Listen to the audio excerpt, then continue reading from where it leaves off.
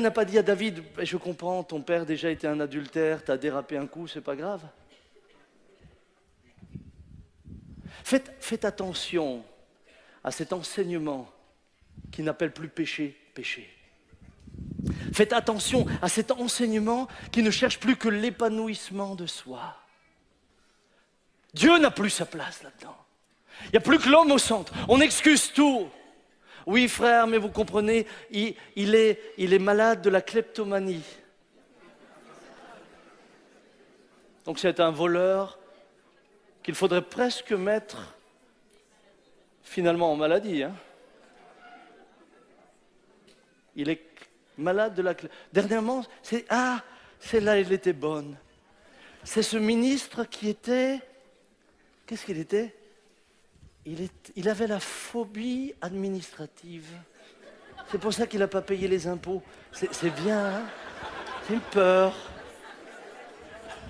C'est intéressant. Non, moi j'ai aimé quand il nous a sorti ça.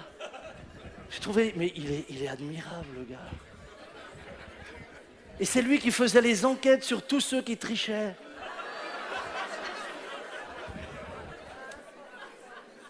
Mais lui était atteint de phobie administrative. Dites donc, ça donne des idées, hein? Moi, je sens que j'ai pas mal de phobies. Mais on en est là aujourd'hui. On en est là. On est en train de te dire, tu es attiré par les garçons, c'est normal, c'est inscrit en toi, c'est pas ça. On explique tout. On ne juge plus rien, comme s'il n'y avait pas de sanction. Écoutez bien, comme s'il n'y avait pas de sanction.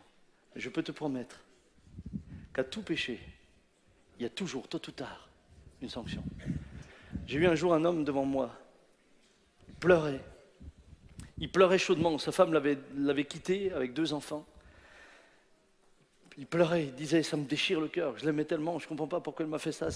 Et puis le gars était vraiment abattu. Mais au bout d'un moment, il me regarde et dit, mais vous savez, pasteur, finalement, je sais que je suis juste en train de moissonner ce que j'ai semé. Parce qu'il y a 20 ans, j'ai abandonné ma femme avec 2 enfants pour cette femme-là. Et 20 ans plus tard, c'est cette femme-là qui me délaisse avec les 2 enfants pour un autre homme. Finalement, ce qui m'arrive, c'est ce que je mérite. Il dit aujourd'hui, je comprends ce que ma première femme a vécu, je comprends sa détresse, je comprends sa souffrance. Il y a un moment donné, mon frère, ma soeur, nous ne pouvons pas jouer avec cela.